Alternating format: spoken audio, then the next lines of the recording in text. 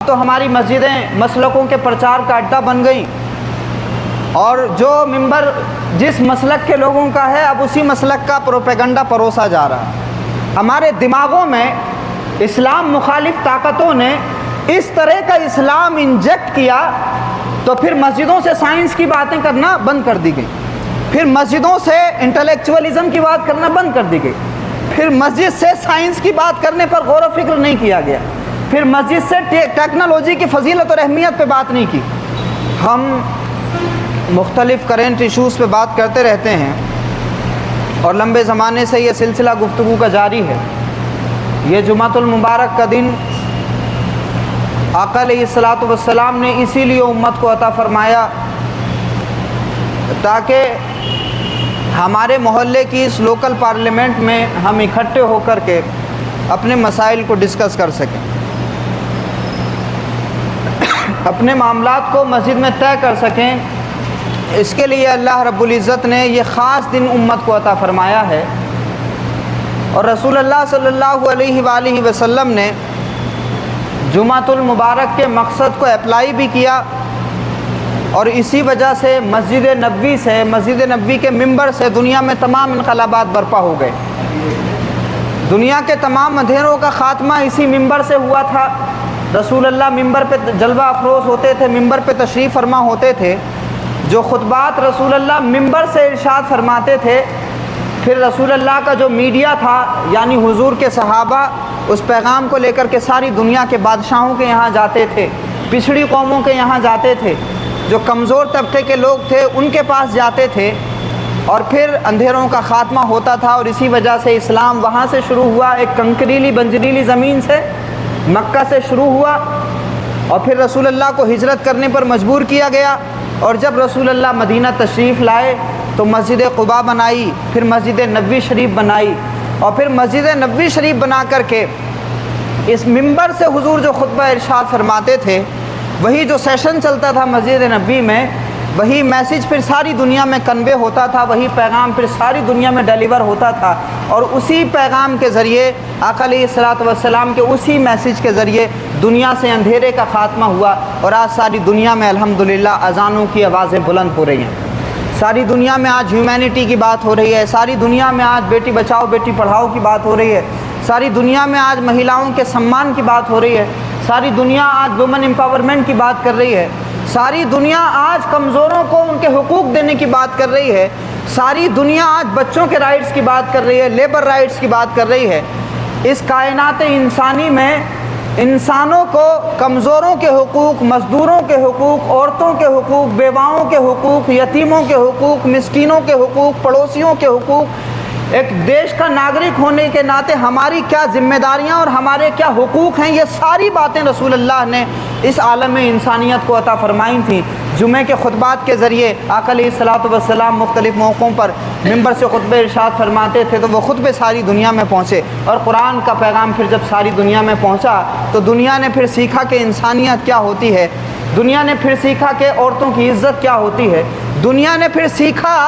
کہ کالے اور گورے کے درمیان فرق نہ کرنے کی کتنی بڑی اہمیت ہے، دنیا نے پھر سیکھا کہ امیر اور غریب کی بنیاد پر عزت دینا اور نہ دینا اس کی کیا اہمیت ہے، دنیا نے پھر سیکھا کہ بیٹیوں کی رکشا کیسے کی جاتی ہے اور سرکشا کیسے کی جاتی ہے۔ تو یہ جمعہ اسی لیے ہے، حالانکہ ہم تو اب اس سے بہت دور گئے، اب تو ہماری مسجدیں مسلکوں کے پرچار کا اڈا بن گئیں، اور جو ممبر جس مسلک کے لوگوں کا ہے اب اسی مسلک کا پروپیگنڈا پروسا جا رہا ہے۔ اور یہ یہودیوں کی ایک بہت بڑی سازش تھی کہ یہ مسجدیں مین اسٹریم اسلام بتانا بند کر دیں، جو اصل اسلام ہے ممبروں سے وہ اسلام نہ پروسا جائے،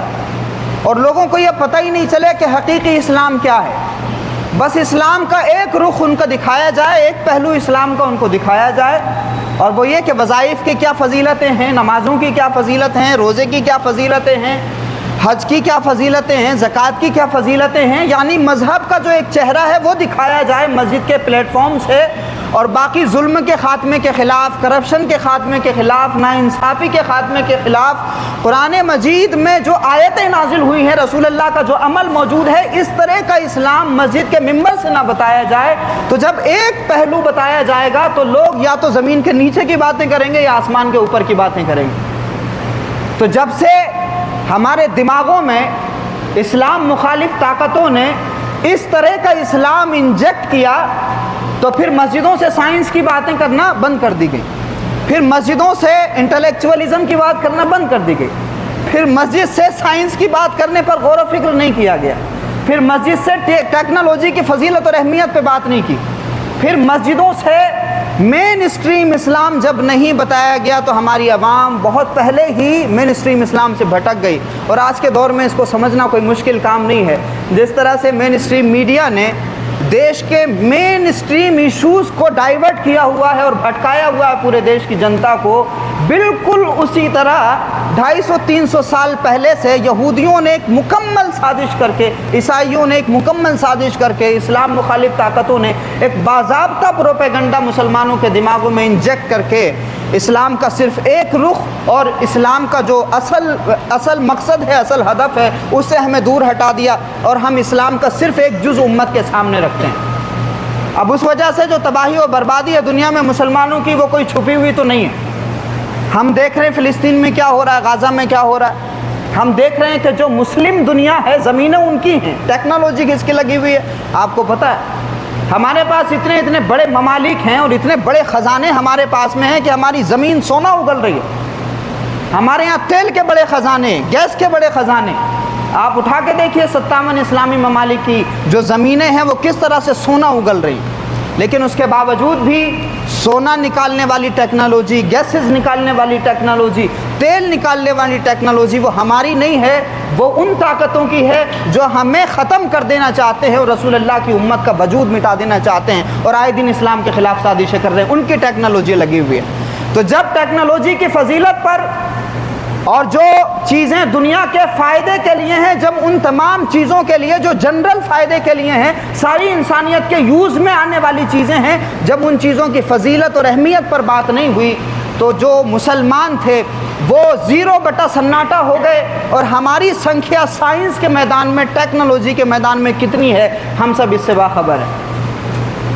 اور مسجدوں سے کیا ہو رہا ہے؟ مسجدوں سے اصل اسلام تو بتایا نہیں جا رہا، بس ایک طرح کا پروپیگنڈا۔ اللہ ماشاءاللہ ایسا نہیں ہے کہ ساری مسجدوں کا انکار ہو، بعض جگہوں پر بڑی خوبصورت تقریریں ہوتی ہیں، بعض جگہوں پر مین اسٹریم اسلام جب بتایا جاتا ہے تو اس مسجد کا جو ایریا ہوتا ہے اور وہاں جو نمازیں پڑھنے والے لوگ ہوتے ہیں، بہرحال وہ بہت اویئر ہوتے ہیں، وہ بہت جاگرک ہوتے ہیں۔ لیکن اکثریت جو ہمارے ممبروں کی ہے وہ وہی ہے کہ مسجدوں سے جس طرح کا اسلام بتایا جانا چاہیے تھا، رسول اللہ کا مکمل اسلام جو بتایا جانا چاہیے تھا، وہ چند چیزوں میں سمیٹ کر کے رکھ دیا گیا۔ آپ ذرا خود سائنس لگائیے اور خود ذرا لاجک لگائیے اور سوچئے، کیا 6666 آیتوں میں قرآن مجید کے 30 پاروں میں 114 صورتوں میں صرف نمازوں کا حکم ہوگا؟ کیا قرآن مجید کی 114 صورتوں میں کیا صرف روزوں کا حکم ہوگا؟ کیا صرف حج کا حکم ہوگا؟ کیا صرف زکوٰۃ کا حکم ہوگا؟ 5 ارکان اسلام کے بنیادی،